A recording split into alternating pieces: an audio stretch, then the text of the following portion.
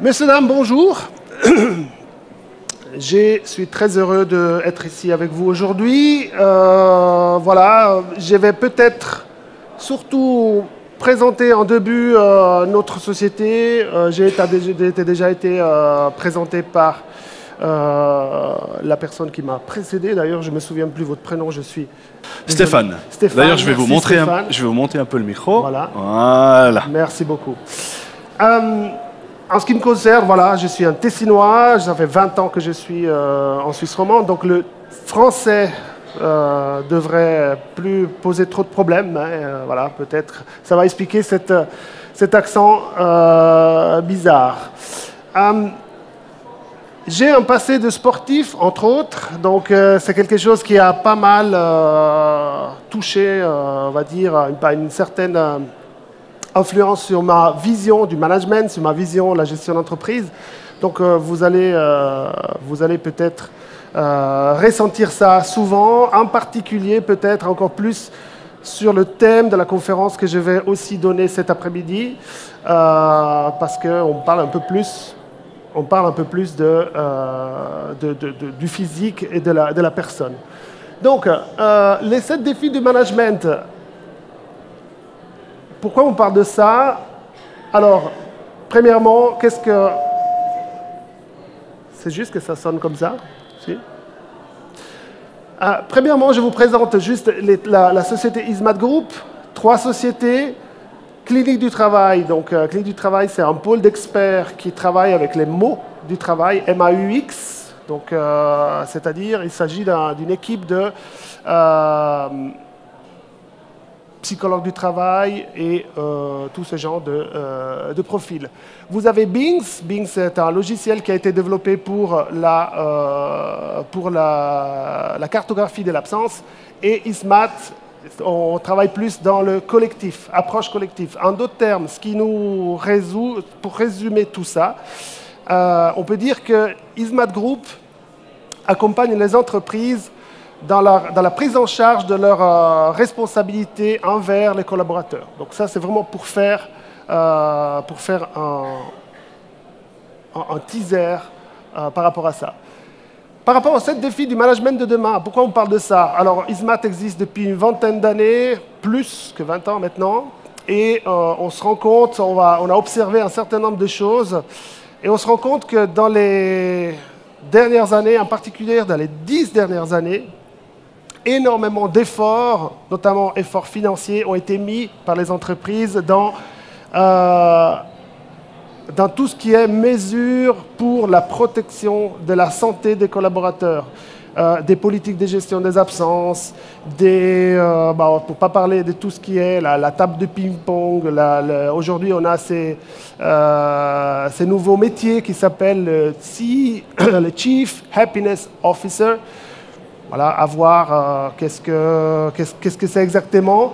Bref, beaucoup d'argent a été mis là-dedans. Et pourtant, les taux d'absence n'arrêtent pas de monter. Pourquoi je vous parle de taux d'absence? Parce qu'en gros, ce n'est pas l'Ismat qui a inventé ça. Les taux d'absence est un indicateur de climat, un indicateur de santé des collaborateurs très fiable. En d'autres termes, où vous avez un taux d'absence important, les collaborateurs souffrent, l'entreprise souffre. Vous avez un climat social de l'entreprise qui est mauvais. Alors, je ne vais pas rentrer dans les détails parce que j'ai seulement 20 minutes, pour une demi-heure pour dérouler ma conférence. Mais ça, c'est un point extrêmement important. Alors, je voulais, avant de partir dans le vif, je voulais juste, avec un petit jeu, vous inviter un peu à la réflexion. Donc, je vais vous présenter un certain nombre d'inventions et je vais vous demander de me dire, parmi ces inventions, laquelle était... Donc, je vous laisserai 1 minute, on va faire ça très rapidement, vous pouvez consulter vos voisins. Laquelle existait avant 1990. Je vous retrouve dans 1 minute.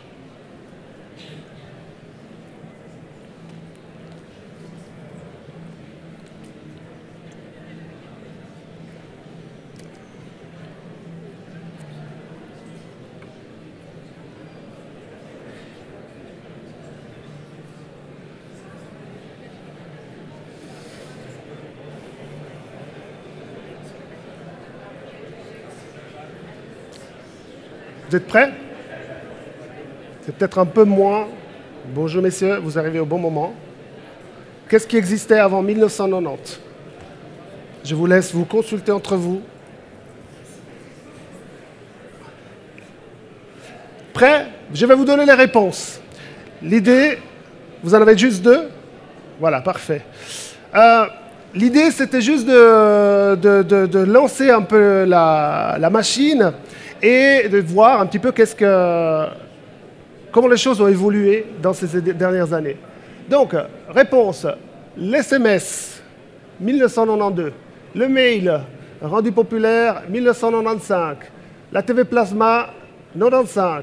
Le Bluetooth, qu'aujourd'hui on est tous accros à ça, 94. Le GPS, alors DomTom, c'est une faute d'orthographe, c'est TomTom. Voilà. Ça n'a rien à voir avec les îles, voilà. Google, rendu populaire par Yahoo en 93. Facebook, 2004. Donc, et pourtant, on est assez aujourd'hui accro à ça. 94 aussi, online banking, smartphone en 2007 par Apple. Donc, ça ne fait pas si longtemps que ça que Steve Jobs a sorti de sa poche cette belle machine. EasyJet en 98.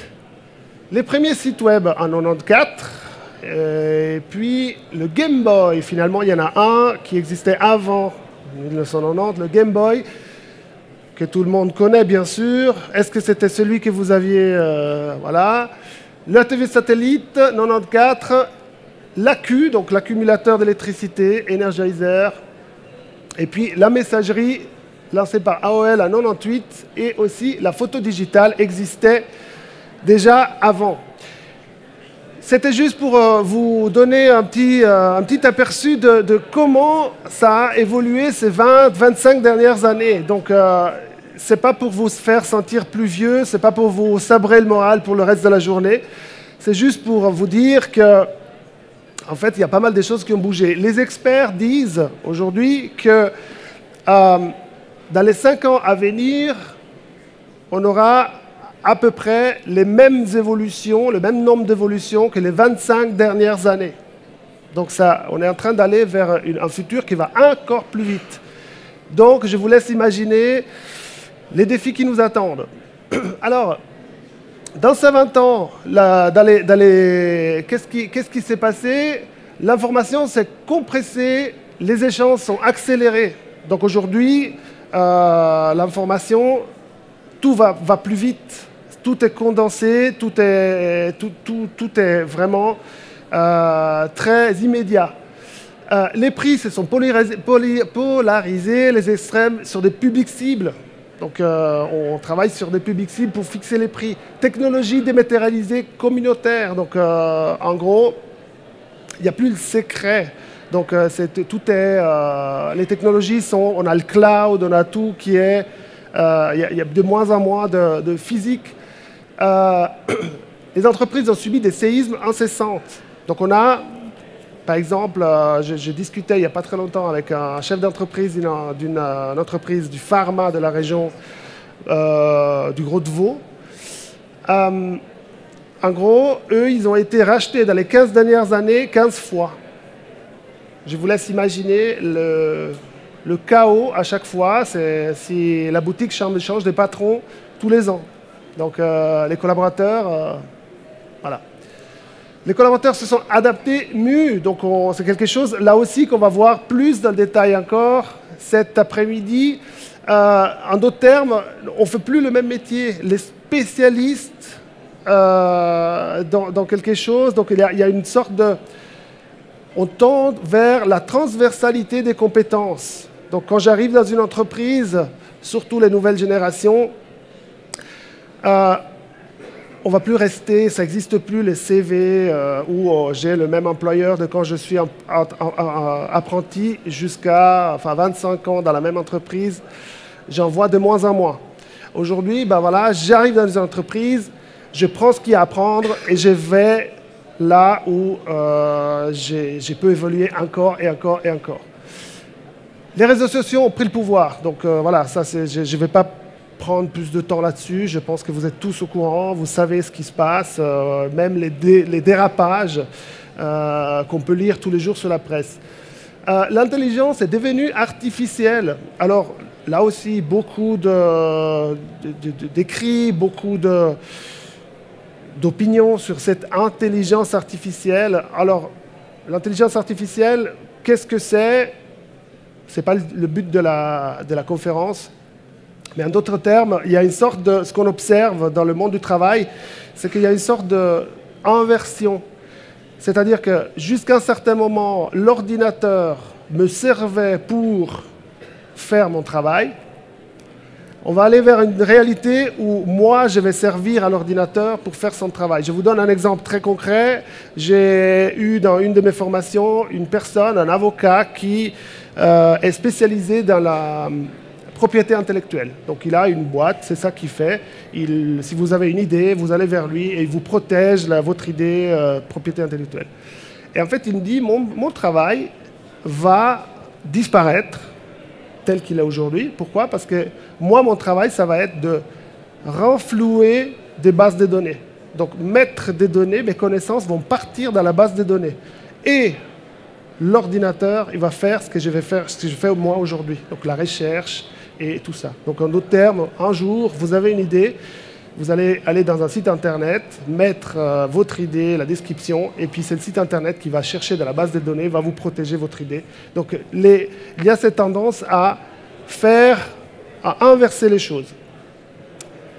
Les séismes du monde, l'entreprise, donc nouvelles technologies de communication de l'information, donc effectivement, les entreprises, elles sont poreuses, on appelle ça la porosité de l'entreprise, c'est-à-dire, je prends comme exemple le développement informatique. Aujourd'hui, les développeurs informatiques, ils ont l'habitude d'aller sur des forums et échanger les idées sur des problématiques qu'ils ont, même entre entreprises concurrentes.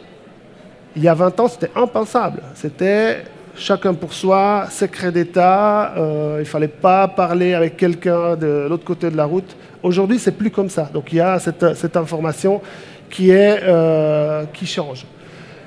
La demande est immédiate, donc on veut savoir tout de suite. D'ailleurs, là aussi, il y a un développement incroyable. Donc on le voit, nous, intervenants, par exemple. J'échange avec des professeurs d'université. Ils disent, voilà, tu expliques un concept et tu vois que les élèves, ils sortent leur smartphone pour voir si c'est vrai. Ils commencent à googliser Yahoo, Wikipédia, pour voir si c'est vrai ce que tu es en train de dire. Eh bien, c'est un peu ça. Et donc, on veut savoir tout de suite. On veut que ça soit tout pour hier. De là, les problématiques liées à l'utilisation, au débordement de l'utilisation de l'email. Il y a des gens qui reçoivent 200, 300, je pense qu'il y en a dans la salle, 200, 300 emails par jour, parce que les gens ont arrêté de se parler, quoi. Donc on veut on échange l'email comme on traite l'email comme si c'était le téléphone. Augmentation de burn-out, l'absentéisme, c'est ce que je vous disais avant. Hein. Donc par rapport à burn-out, absentéisme, j'ai le plaisir d'avoir avec moi Julie Tsumbul, qui est directrice adjointe de la clinique du travail, accessoirement psychologue du travail. Elle peut vous parler une journée entière de burn-out et de tous les cas, malheureusement, qu'elle est portée à traiter. Ils croulent sur le travail. C'est triste à dire, mais ils ont beaucoup de travail. C'est comme ça. Et l'absentéisme, comme je vous disais en début de séance, c'est quelque chose qui pose vraiment beaucoup de problèmes.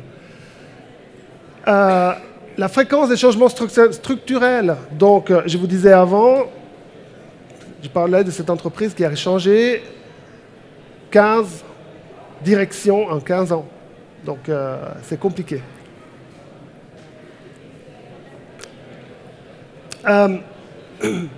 Force pression, travail, surcharge, réduction des ressources, ça c'est aussi quelque chose qui est un peu le trait d'union, le leitmotiv de ce qu'on va voir, et malheureusement on va aller de plus en plus aller vers ça. Les entreprises essayent de faire plus avec moins, fournir plus de travail, fournir le même travail ou plus avec moins de ressources. C'est pas possible, comme vous pouvez l'imaginer. On peut le faire, mais il faut investir dans des ressources. Je peux demander à quelqu'un de faire tout seul le travail qu'avant ils étaient 3 à faire. Je peux lui demander. Mais si je ne veux pas que sa santé soit atteinte, il faut lui donner les ressources pour le faire. Il faut lui donner des outils. Il faut lui donner de la formation. Il faut lui donner du support. Il faut lui donner... Voilà. Et malheureusement, aujourd'hui, ce qu'on voit, c'est que ce n'est pas forcément toujours le cas. Donc les entreprises, ils vont simplement réduire des ressources, que ce soit des ressources financières, des ressources humaines, des ressources techniques, et puis ils vont demander de fournir le même travail. Et ça, comme vous pouvez l'imaginer, ça a un impact sur la santé des collaborateurs qui est évidemment très importante. La boulimie de communication courriel, c'est ce qu'on disait avant. Donc, on veut tout savoir tout de suite et ça passe, on ne parle plus. On a beaucoup de peine quelque part à prendre le téléphone et discuter avec les gens. Et puis le dernier, l'incertitude économique. Bien sûr, ils ne sont pas en ordre d'importance. Hein. Ils sont en ordre comme ça, comme ils sont venus. Incertitude économique, qu'est-ce que ça veut dire? Ça veut dire on ne sait pas de quoi à quelle sauce on va être mangé demain. On a vu la vitesse à laquelle ça va, à la vitesse à laquelle ça va aller. Eh bien, qu'est-ce que ça va donner? Donc, j'ai échangé avec un directeur général d'une société de microtechnologie à Moudon. Pardon, pas à Moudon, à Moutier, qui n'est pas la même chose. Et en fait, il me disait, eux, ils fabriquent des machines de haute technologie pour fabriquer des objets de haute technologie. Donc, pour vous faire comprendre, ils ont fabriqué les machines qui ont fabriqué les Apple Watch. Okay? Et il disait, le problème aujourd'hui, c'est qu'on a des clients qui croulent sous les commandes dans l'industrie horlogère ou haute précision, mais qui ne veulent pas investir dans des nouvelles machines parce qu'ils ne savent pas ce que ça va se passer.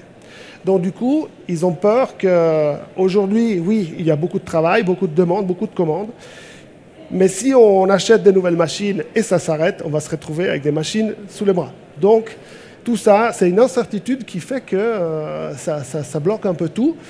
Et le même discours vaut aussi pour les ressources humaines. On ne va pas engager forcément plus parce qu'on ne sait pas, après, sinon on va devoir licencier, on va finir sur les journaux parce qu'on licencie, et bla, et bla, et bla. Donc, voilà. Alors, défi, absorber plus de charges en étant capable de réduire les ressources. Effectivement, être capable, ça c'est un des défis de l'entreprise, du management de demain.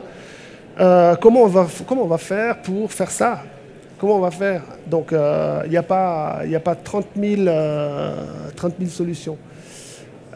Programmer la relève, autre problème aussi, être capable de programmer la relève. Aujourd'hui, il y a un vieillissement, les gens vieillissent mieux et en fait, ils partent, on remarque que souvent ils partent à la retraite peut-être plus vite, parce qu'ils se disent je veux quand même profiter un peu. En même temps, on voit que les gens ils partent souvent en même temps. On a des entreprises qui ont réellement un problème de fuite de capital compétences. Un autre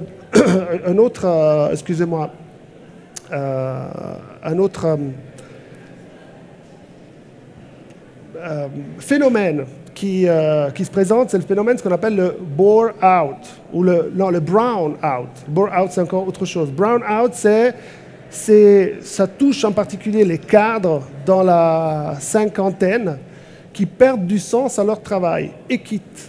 C'est le grand classique, c'est le trader ou le manager de l'entreprise, d'une entreprise qui quitte son poste pour aller garder des brebis sur les montagnes valaisannes. Voilà, c'est ces genres de choses. Bref, c'est des choses qui arrivent et qui font que derrière, il faut préparer la relève. Donc ça, c'est un des défis, c'est commencer déjà maintenant à préparer les jeunes en interne qui vont reprendre ces postes. Intégrer les demandes croissante de liberté individuelle des nouvelles générations. Les nouvelles générations ont une demande, ont une autre façon de fonctionner. Plus de liberté, horaires différents, travail à distance, être engagé sur des tâches qui les intéressent vraiment. Bref, les nouvelles générations fonctionnent un peu différemment que nous. Donc, il va falloir intégrer tout ça dans la gestion de l'entreprise de demain pour pouvoir tirer le maximum de ces personnes. Intégrer les compétences collectives, donc en d'autres termes, il va falloir être capable d'extraire ces fameuses compétences collectives.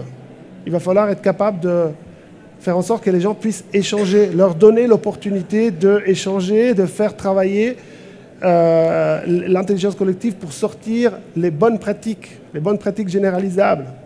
Nous, on le fait, mais l'idée, c'est que nous, on le fait pour des entreprises.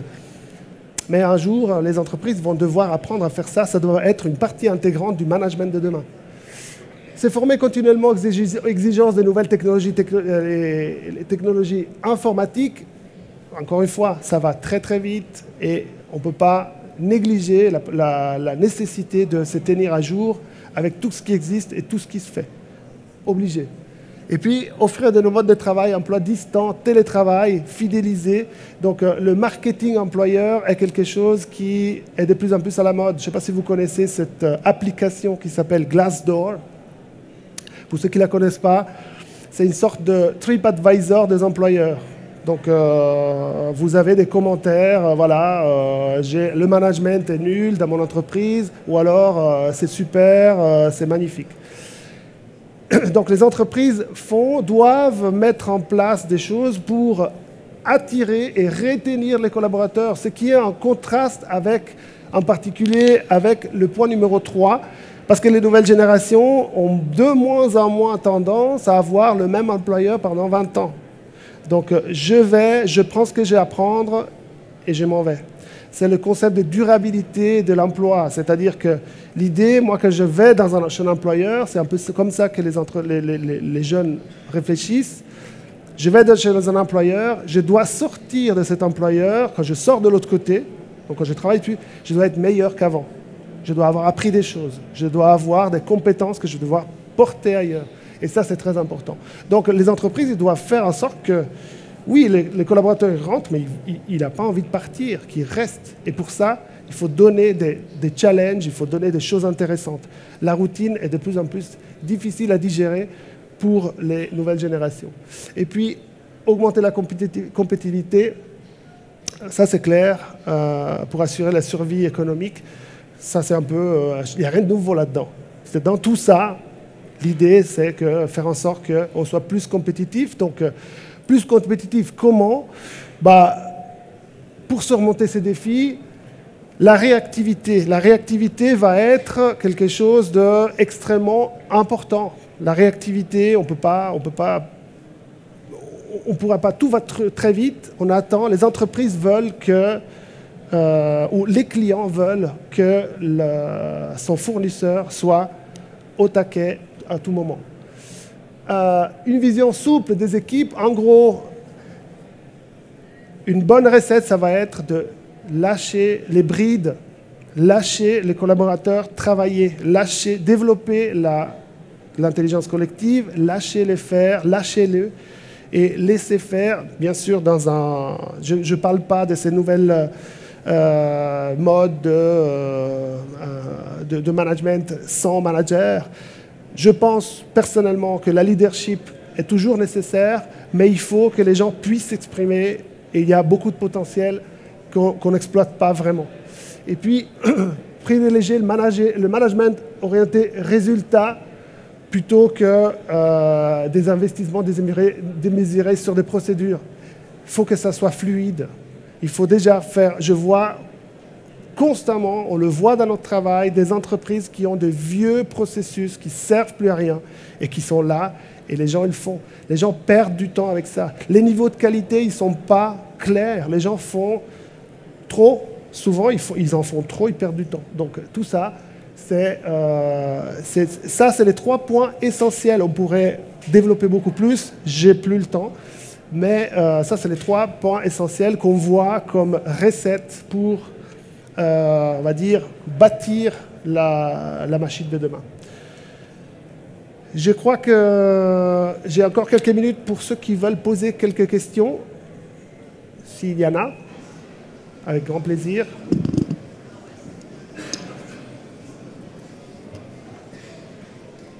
Je crois que j'ai été trop clair. J'aurais dû faire effectivement en patois tessinois, comme ça. Bien. Alors, s'il n'y a pas vraiment de questions, je vous remercie pour votre attention et je vous souhaite une excellente journée. Merci beaucoup.